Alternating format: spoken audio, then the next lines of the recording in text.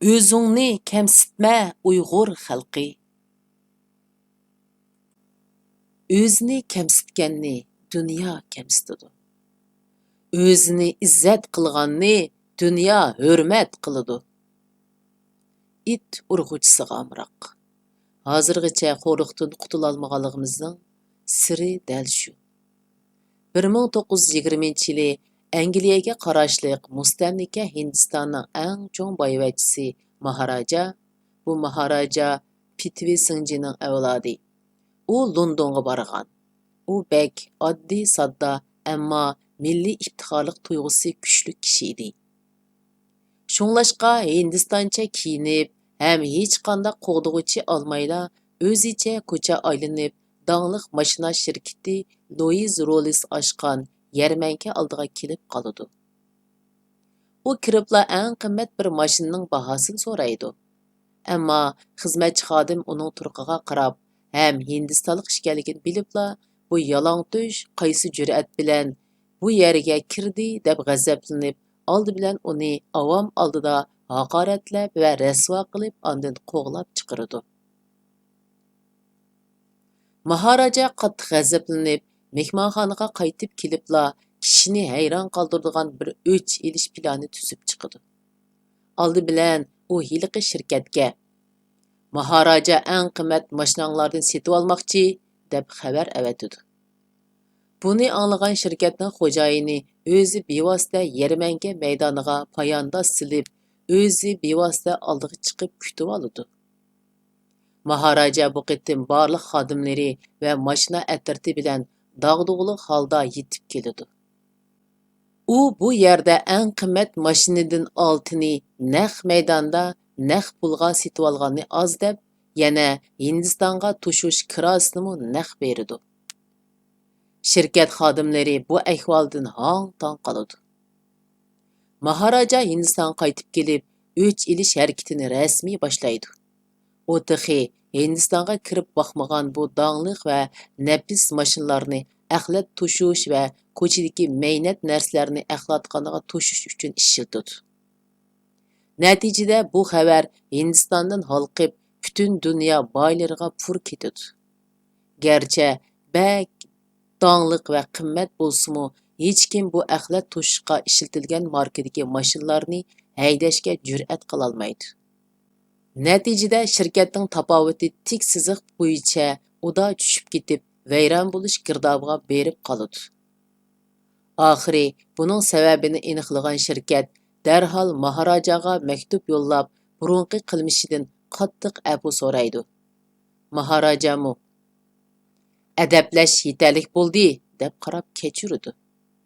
Shirkat xushalligidan uningga burunqi mashinadanmi qimmat bo'lgan 6 mashinani bekorlik hadiya qildi. Maharaja shundala hiliqi mashinalarni axlat to'shishdan to'xtatdi. Shuning bilan shirkat vayron bo'lishdan qutulib qoladi. Maharajaning dаңqi butun Angliya mustamlikalari va dunyoga pur ketadi. Demak, sen o'zing kamsitsang, xalqlar seni ko'zga ilibmi qo'ymaydi. Sen o'zingni hurmatlasang, dunyo sana qo'l qo'ydi. Unutmag'in Uyg'ur, seni hargizmi sendan yuqori xalq kamsitmaydi. Balki sen o'zingni kamsitganlik sababidan seningdimi pas millatlar seni kamsitadi. Agar bir turk seni kamsitgan bo'lsa, demak sen o'zingni kamsitib, aksirab qolganliging uchunla seni kamsitishga jur'at qila olgan. Xitoyni misol qilish hojatsiz bu temada. Bishingni tik tut. Örüp odating va qimmat qarashingga sodiq bo'l. Dunyo sana ta'zim qiladi. Uyg'urdagi o'zini kamsitish nadin keldi? Oldi bilan dushmanlardan keldi. Ondan keyin bizning gajgimizga minib olgan jaholat pirlaridan keldi. 1616-yildan 1916-yilgacha jaholat pirlari chet eldan kelgan bo'lsa, 1916-yildan 2016-yilgacha o'z ichimizda yetishib chiqdi. Düşmanlar o'zi bir qulluq yetishtirmasmi, xalqimizga foydasidan ziyni eg'ir bo'lishiga ishonch qilgan bo'lsalar, ularga chiqilmadi. Hatto chet ellarga chiqib ketishga ko'z yumdi. Chunki 2017-yildan boshlab unumini ko'radiganligiga ishonchisi bor edi.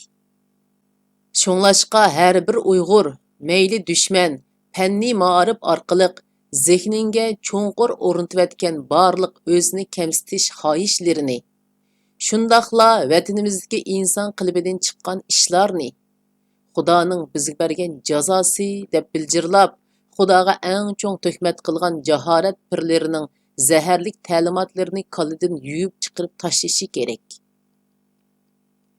Ziyolilar va unvonli kishilarmi bizdan chiqsin. Bizning manfaatimiz uchun kurash qilsin. Diniy mullammo bizdan chiqsin. O'zimizning milliy manfaati uchun so'zlasin. Ammo dohi xalqdan, xalq bizdan, qo'mondon xalqdan, askar bizdan, mulla xalqdan, ixlosmon bizdan, ideya va fikr chatdan ijro qilish bizdan bo'ladigan ahvolga uzil kesil xotima berishimiz kerak.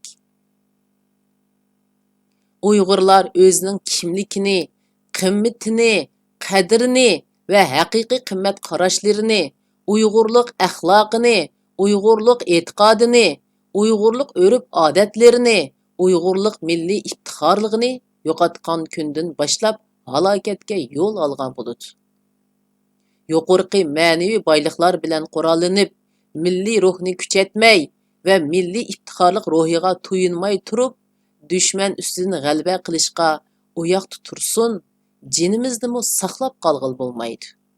13 yoshlik Rumaysa qiz, biz milliy kimligimiz orqali o'zimizni tunutamdik yoki diniy kimligimiz bilanmi deb savol qo'ygan bir temaga qarsam, intayin bechora odamlarning inkosi to'shib ketibdi.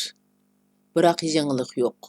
Yanala ikki kimlikni bir-biriga qarama-qarshi qo'yib olish kesili qayta qo'zg'alibdi, xolos. Birla eg'iz gap. Talashqudek yoki hal qilg'ili bo'lmog'idek masala emas. Balki bundan 55 yil ilgari hal bo'lib bo'lgan masala. Marhum Alixon To'ra Turkiston qayg'usi degan kitobida shundoq deydi. Dushmanlar dinsiz so'yit. Agar diniy kimlik bilan milliy kimlikning orasidan birini tanlab olish fursati bersa, vuduqmay milliy kimlikni saqlab qilish kerak. Chunki milliy kimlik diniy kimlikni va uning ruhini qiniga singdirgan bo'ladi. Qachon muvofiq sharoit tepilsa, diniy kimlik shu hamon milliy kimlikning soyasida qayta tirilib gullanalaydi. Ammo diniy kimlikni saqlab qolaman desa, din dushmanlari ya shu millatni yer yuzidan yo'q qilib o'tadi, yoki unda qilmagan taqdirdimi milliy kimlik yo'qolsa, ota bovisi va kelib chiqishi unutiladi. Natijada undaq mustaqil millatlik o'rnini yo'qotib qo'ygan xalqning davlatimi bo'lmaydi, tariximi unutiladi, dinimi saqlanmaydi deb nasihat qilgan. O'zbek millati Stalin davrida mushu usul bilan milliy mavjudligini saqlab, 1991-yilga kelganda mo'jizlarcha O'rta Osiyodagi eng tez va umumyuzlik diniy uyg'onish davrini kutib oldi. Buningdan sarosimik tushgan Islom Karimov 2005-yili Anjanda talay Uyg'ur nasllik o'zbeklarni qirib bo'lsa, 2010-yili O'shda sap Qashqar qonliq o'zbekdan 100 mingdakni qirib. So'yitlarmi dinsiz yoki diniy e'tiqodi sus Uyg'ur nasllik va qalmoq nasllik Mo'ng'ullarga 4 avtonom jumhuriyat qurib berdi. Qalmoqiston, Chuvashiston, Xokkasiya va Tova jumhuriyati kabi. 3-dunyo ellari otisi Mir Said Sulton G'oliyevmi bu masalaga duch kelgan. U kelajakda dindan voz kechmay turib, o'ruslardan qutulishning mumkin emas ekanligini sezgan. Shunga Mulla o'g'li Mir Said Sulton G'oliyev 3 kecha kunduz Xudoga munojat qilgandan keyin qat'iy qarorga kelib, musulmon kommunistleri degan nomda Tatar, Qozoq, Uyg'ur va boshqa Kavkaz, O'rta Osiyo millatlari ichidan zo'r bir turkum vatanparvarlarni ergashtirib, hozirgi Tatariston, Qozog'iston va qolgan 4 davlatning qurilishiga asos solgan. Uyg'ur xalqining ishidan chiqqan tunji musulmon kommunist rahbari Abdulla Ro'zibaqimi bir diniy o'limoning o'g'li edi. Afsus, Tatarlar va Uyg'urlarning tarixdagi qo'rqinchli tarixi va yushurun ma'naviy kuchidan cho'chib ketgan Stalin oxirgacha qattiq qo'lliq bilan bu ikki millatning yangidan bosh ko'tarishini to'sgan. Aradan 100 yil o'tgandan keyin kishini hayron qoldirgan bir sirni sizlarga aytib bermoqchiman. Bundan soq 5 oy ilgari aeroplanni qaramliq bilan qo'noqlikqa qo'ndirib, yo'lovchilarning hayotini saqlab qolgan Ural havo yo'llari kapitani Timur Yusupov davlat tarafidan Rossiya qahramoni ordeni bilan tortiqlangan. Tuvanda u Qur'on Karimni tilovat qilmoqda. 28 million her millatdan tarkib topgan Rossiya Federatsiya musulmonlari har qaysi sohalarda, hatto harbiy sohada muhim xizmatlarni qilmoqda. Bir pishqan avar jamiyatshunosning menga aytib berishicha, hozir Vladimir Putin islom diniga alayda keng qo'l bo'lishni tashabbus qilayotgan bo'lsa-mu, ammo har xil bahonalar bilan musulmon millatlarning milliy kimligini eng yuqori chekda ojizlashtirish uchun aktiv harakat qilmoqda ekan. Chunki ruslar tatarlarga qaratgan 500 yillik assimilyatsiya siyosatida xulosalab chiqqan natija shu bo'ptiki, tatarlikni saqlab qolganlar bugunmi e'tiqodini saqlab kelmoqda ekan. Ammo tatarliqdan mahrum qolgan tatarlardan na musulmonlikdan, na tatarlikdan asar qolmagan. Hozirmi tez sur'atda ruslashib ketish xavfiga duchor bo'lganlar asosliqi milliy kimligi ojizlab ketgan, hatto ana tilida so'zlayolmaydigan tatarlar ekan. Shundoq turuqliq Tataristondagi ana til maktablari har xil to'sqinliklarga uchrab oziyib ketgan. Bundaq bo'lganda Tatar olimlarining mo'lchiri bo'yicha 2050-yilga borganda tatarlar butunlay ruslashib ketadi. Xitoylar dal aksicha bizning diniy kimligimizdan bakroq milliy kimligimizni yo'qotishga qattiq urinib keldi. Ammo bizga xuddi diniy kimligimizni va diniy e'tiqodimizni yo'qotadiganday tuyg'u berdi. Biz aldandik. Chunki millatimiz hem milliy kimligiga hem diniy e'tiqodiga sodiq bir avlodni yetishtirib chiqqandan keyin Xitoylar tinch yo'qotish planining suga chilashganligini ko'rib, qattiq kuch bilan bizni yo'qotib o'tmoqchi bo'ldi. Undaqda Xitoylar nima uchun Putindek diniy erkinlik berib, milliy ma'arifni cheklash yo'lini tutmadi? Chunki tatarlar hozirmi yerim ruslashib bo'ldi. Milliy kimligi va milliy iftixorlik ruhi ojizlab ketsa, diniy kimligi saqlanib qolgan taqdirdimi, islom dinida rusni, ahli kitob, nikohlab ilish cheklanmagachga mushundoq yo'l orqali singishib tugaydi. Ammo Uyg'urlar bundoq qilmaydi. Chunki biz tatarlar o'risni cho'ng bilgandek Xitoyni cho'ng bilmaymiz. Aksicha uningdan saskinimiz. Shunga Xitoy bizga diniy erkinlik bersa-mu, yanala milliy kimligimiz bilan kuchayib mangdi. Chunki Uyg'urlik bilan musulmonlik 1000 yil burunla yo'g'rilib, birikib turkiy xalqlar orasida alayda bir xil milliy madaniyat va Uyg'ur islom madaniyatini biz yaratgan. Uningdan sirt Alixon To'rining kitoblaridagi mazmunlar, shundaqla o'ruslarning barliq mag'lub bo'lgan tajribalarini va siyosatlarini bizdan baldur, bizdan puxta, bizdan cho'nqur xabar tepib, tushunib, xulosalab bo'lgan Xitoylar albatta bizga foydali hech qanday siyosatni yo'lga qo'ymaydi. Undaqda ham qirg'in qilib, ham ayollarni tug'mas qilib, ham bolalarni xitoylashtirib yurib, nimaga erishmoqchi? Nemishqa dunyodagi eng ojiz va oq ko'ngil Uyg'ur xalqi bunchalar og'ir taqdirga duchor bo'ludi? Bu savolning javobidimi bir sir yotidi. Unimi davitay. Xalqimizni tubdan yo'qitishdagi asli haqiqiy maqsad inglizlarning Oy gazetiga bisilgan maqoladan uzunda. Mayli Xitoylar bo'lsin, mayli Hindilar bo'lsin yoki O'ruslar bo'lsin, hammasi Uyg'urlarni asos qilgan musulmon jug'rofiyasidagi eng jangovar qavmlarning nasli bo'lgan Uyg'urlar, Qozoqlar, Kashmirliklar va Kavkazliklarni kelajakdagi eng cho'ng tahdidlar emas, balki haqiqiy kuchlik va ashadiy raqobatchi deb e'tirof qilganligining ifodasi. Chunki hech kim o'likka dara urmaydi. Doktor Yasir Zaatra yozgan yangi asrdagi kuchlar tamponligi, belgilari va sabablari nomli maqola. Qarindoshlar, sizlar ya bilisizlar ya bilmaysizlar. Xalqimizning beshiq kelayotgan kunlar hargizmi bizning nochorligimiz sababidan emas.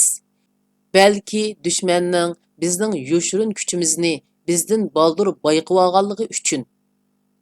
Men mushu diagnozni biror nupuzliq arbobdan chiqib qolsikan deb saqlayotgan xeyli bo'lgan. Bugun akademik shaklda e'tirof qilindi. Endi biz butun kuchimiz bilan qaytirma zarba berish tayyorligini boshlaylik. Banditlar bizni hala terrorlik bilan ayblayotdi.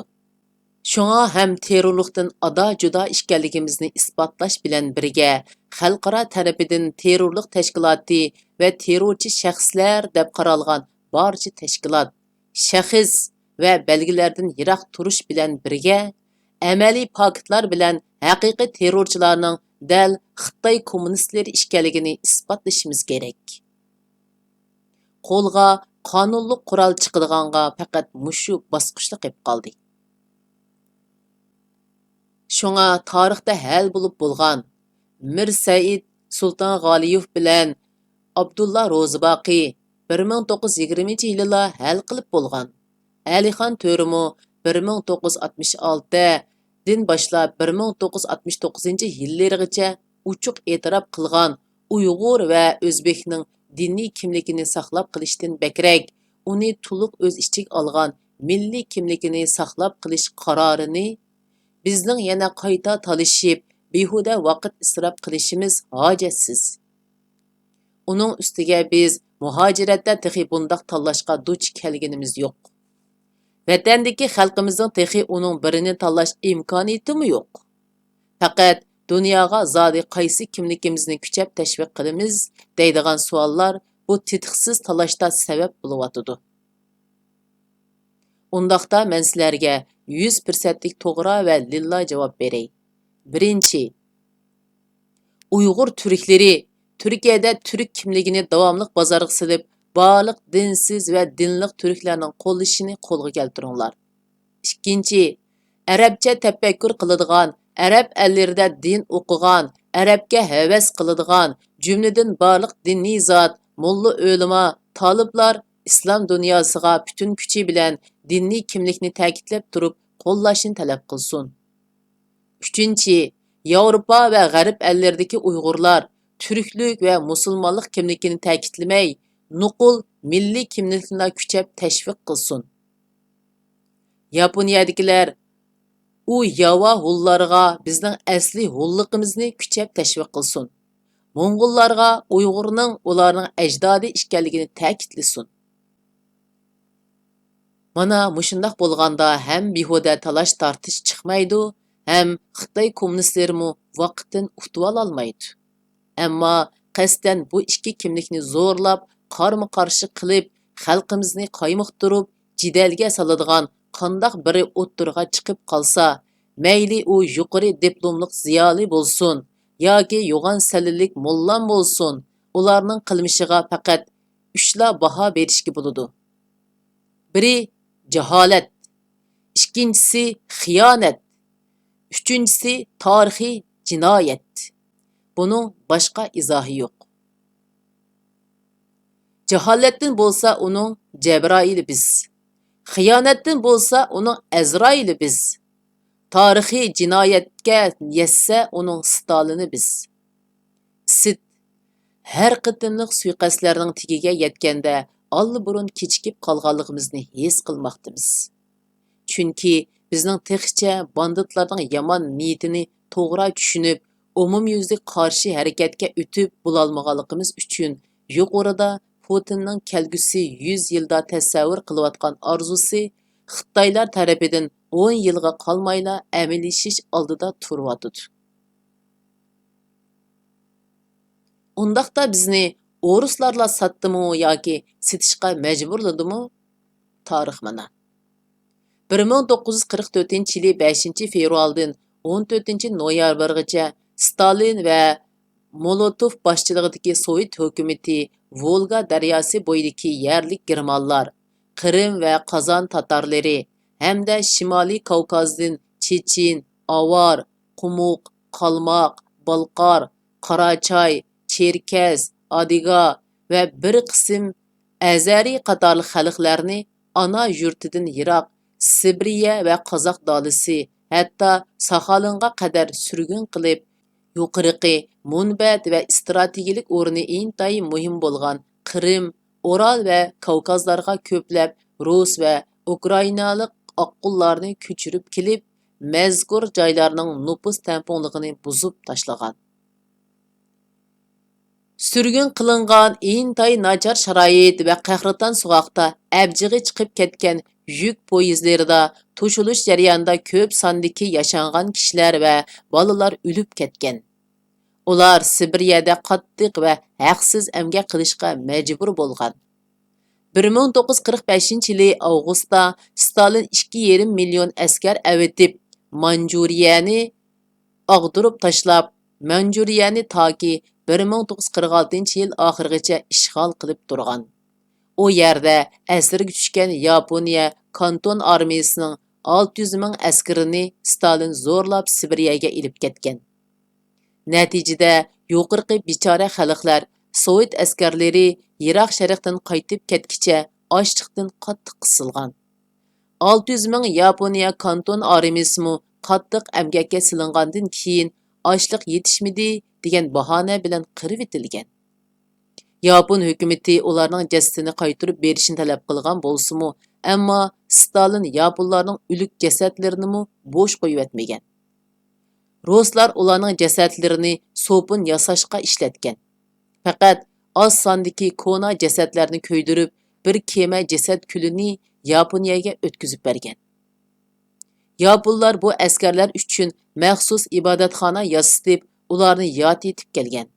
Mana yuqorqi 1944, 45, 46 yillari qattiq qo'l va rahimsiz Stalin Kavkaziya, Qrim, Oral va Sibiriyadagi vahshiyliklarining aksicha ikkinchi qitimliq jumhuriyatimizni qurib chiqishimizga yordam berib qolmay, yana 1945 yili 14 avgust Dünya urushi oxirlashib qolgan bo'lsa-mu, shu kuni Moskvada Sovet Xitoy do'stligi kelishimi tuzilgan bo'lsa-mu, yana saq bir oy fursat berib, armiyamizning 14 sentyabrga qadar elidan boshqa Oltoy va Targ'abatay qatorliq bepoyon ziminlarni ozod qilib, Urumchiga 120 kilometr 2 soatlik yo'l keladigan Manas daryosi bo'yigacha qistab kelishiga ruxsat qilgan.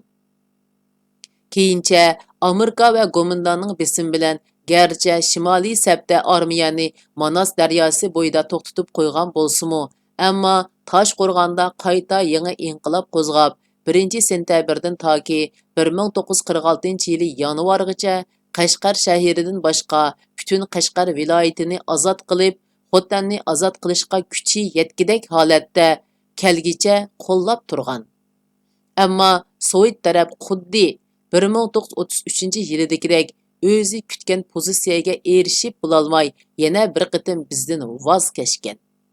Garchi 1946 yili boshlangan so'g'uq urushi sababidan 1947 va 48 yillari qayta tarixiy fursat kelgan bo'lsa-mu, ammo rahbarlarimiz o'z ichida ideya urushi qilib, xalqni qaymoqtirib, fursatni ketkizib qo'ygan. 1989-yili 14-noyabr, ya'ni Cho'ng Kavkaz surguni bo'lgan 45 yillik xotira kuni Sovet Kompartiyasi 1944-yildagi majburiy surgun va cho'ng tozalash harakatining qonunsiz qilmishi ekanligini jakarlab, ilgari barliq tangsiz va haqsiz siyosatlarni amaldan qoldirib, eng oxirgi qoldiq surgunlarni ota vataniga qaytirib akelgan. O'zligidan qaytib kelish 1954-yili boshlangan edi. Biroq ular qaytib kelganda vatanida oldiburun ko'payib ketgan ruslar oldida oz sonliq millatga aylanib qolgan. 1991-yili 20-aprel Sovet hukumati yana maxsus qonun chiqarib, vataniga qaytib kelganlar uchun yana bir muhim yordam qilgan. Ammo bu qonun to'liq amalga oshirilmay turibla, Sovet ittifoqi 26-dekabr birdilla parchalanib, O'rg'oq, Bolqa, Qizil bayroq Kremlin saroyidan g'oyib bo'lib, Rossiya Federatsiyasining 3 xil ranglik bayrog'i esilgan. Hem aksirashqa, hem o'zimizni qat'iy kamsitishimizga bo'lmaydi. Yodlarga cho'qinish atalg'usi adabiy tilimizda aksirash deb atiladi. Milliy e'tiqodimizni va tarix e'tiqodini mukammal va umumyuzlik o'zimizga tatbiqlagandila, ondin bu xohishdan qutulg'ili bo'ladi. Ammo Xitoy banditlari yetmagandek, qaytadan kuchiga kelayotgan o'ruslarni dushman ko'rish 150 yillik fojiani yana chillab keladi xolos. Shunga eng oxirida ziyonkashlik qilgan dushmanni eng oxiriga tizib qo'yish kerak. Banditlar cheg'ida 50 yillik urush planida eng oxirida o'ruslar bilan urushmoqchi-yu, biz bu holimizda mumkinmi? Albatta, KGB'dan yiroq turish kerak, ammo hech bo'lmaganda kelajakdagi chekinish yo'lini uzib qo'ymaslik kerak. O'ruslar ojizlashsa, iniqla Uyg'ur, Qozoq va Tatarlar uning ziminlari badiliga kuchayib ketadi. Turkiya bek bo'lganda shu Qrimni va Kavkazlarning bir qismiga varislik qila olishi mumkin. Buni yaxshi bildigan o'ruslar albatta shundoq ehtimollikqa qarshi bizni qo'llamaydi. Ammo unutib qolmaylik. Xitoy davlat otisi g'arbdan yordam kutib o'tirganda birdilla Sovetdan zo'r yordam kelib, Yuanshga vayron qilgan hokimiyatini qayta tirildirib oldi. Mao Xitoymu namda kommunizm bayrog'ini ko'tarib olib, O'rusning kemisiga chiqib davlatini qurib oldi. O'ruslar biz bilan bevosita chegirdosh 150 yillik tarix isbotladiki, o'ruslarni dushman deb qarasak, u dunyodagi eng xatarlik Uyg'ur dushmani. Hatto Xitoydan xatarlik dushman. Agar uni pam bilan do'st qilib olsak, hech bo'lmaydi degandimi, o'rtaq manfaatga ega ekanligimizni vosita tanlamay e'tirof qildira olsak, qutulganimiz shu. Ammo o'ruslar bilan hamkorlik o'rnatish salohiyati nisbatan to'liq biri bizda kam. Hamkorlik cho'qim eng cho'ng yer bilan bo'lmasa, kichik o'rinlar o'yinchiq qilib o'ynaydi. O'ruslar bilan hamkorlik o'rnatganda cho'qim uning ma'lum bir ojizligi bizning qo'limizda bo'lmasa, har vaqt yuzsizlik qilishidan amin bo'lg'ili bo'lmaydi. Shunga maxsus tadqiqot guruhi qurilib, o'ruslarning ajallik ojizliklarini tepib chiqish kerak. Xulosa qilganda, o'ruslar dushman tutsa, dunyodagi eng xatarlik dushman, do'st tutsa, dunyodagi eng sodiq do'st bo'la oladigan xalq. Balqandin seriblarni qandoq qo'llagan bo'lsa, Kavkazdagi Qodirovnimi qo'llashga majbur bo'lgan o'ruslar biznimi shundoq xohlamasimi amalsiz qo'llab qilish ehtimoli zo'r. Xitoy bilan arasi buzilgan hamon biz yanala ularning eng cho'ng ko'zlari bo'la olamiz. O'ruslarning Tatarlar, Kavkazlar va Qumuqlarga hozirgacha mustaqillik bermasdan Qalmoqiya, Xokkasiya, Tova, Chuvashiya va Yaqutiyadan iborat 5 Mo'ng'ul Türk davlati qurib berganiga kelsak, tarixga murojaat qilib baqqanlar sababini obdan bilalaydi. Stalinni qattiq andishiga salg'inimi shu chog'dagi Uyg'urlar bo'lmasdan, balki uning ulining puxtaligi, tarixining qo'rqinchli ekanligidan bo'lgan. Shunga Uyg'urlar xuddi 1991-yili xristian papasi bilan Yahudi xamoning bir hüccetke qo'l qo'yishi bilan Xristiyanlar İsa alayhissalomning qisosini olmaydigan, Yahudilarmı Xristiyanlardan o'ch olmaydigan bo'lib kelishgandek, bizmi o'rislardan intiqom olmaydigan, o'rislarmı xatolikning badili uchun mustaqilligimizga yordam beradigan hujjat tuzishga tayyorlik qilish kerak. Yuqorqi ishlar uchun favqulodda pishqon universal bir siyosonga ehtiyojimiz kuchlik. Shundoq to'liq huquqliq birla bundaq ishni oxiriga elib chiqalaydi. Uyg'ur tarixidan ilindi. Abduri Sayram O'g'lani. 2020 yili 7 yanvar seshanba.